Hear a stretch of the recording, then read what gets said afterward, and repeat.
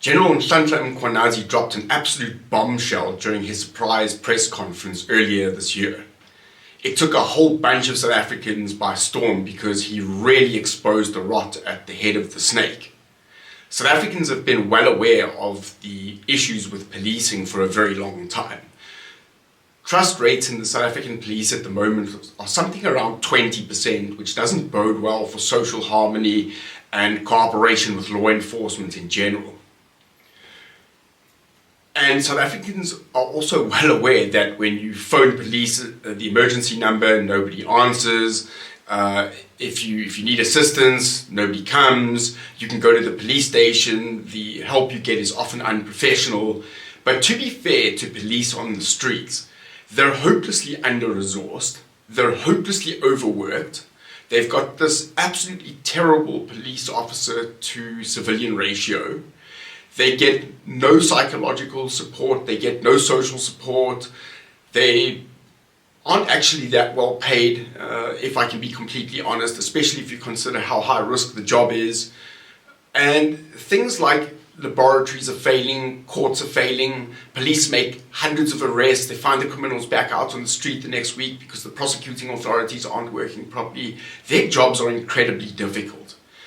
And we are well aware of this as civilians on the street, people that come face to face with police officers all day, every day. We all know the old South African adage, cold drink money, which is just another way of asking for a bribe. We joke about it, but it's actually kind of serious. Having said that, we are now starting to become increasingly aware of just how captured policing is in South Africa, right at the top. Mkhwanazi dropped that bombshell and it's been chaos since then. There's been a whole bunch of attempted political cover-ups. The dockets have just come back, much to the dismay of Cyril Ramaphosa and his cronies. These guys were doing damage between 2018 and 2024 in the realm of political crimes in South Africa. They were making arrests, they were putting guns off the street, they were getting convictions, they were actually doing really well. In fact, they were doing too well. And that's why Cyril Ramaphosa and his cronies and people like Nhlanhla made such big efforts to have these dockets removed and covered up. But the cat is out of the bag now because those things are out in the open. They're back with the task team. I'm sure they've been pilfered through and maybe even docked a little bit, who knows.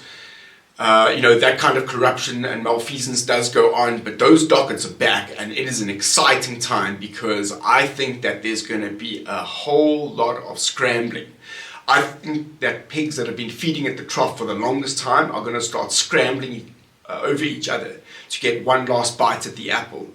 It's exciting times in South Africa's law enforcement environment, and let's just hope that a little bit of justice starts to prevail. It'll certainly be good for market sentiments. I'm Aidan Brown. This is the Main Stage podcast. I wish you all the best because we all need it. Thank you for joining me and bye for now.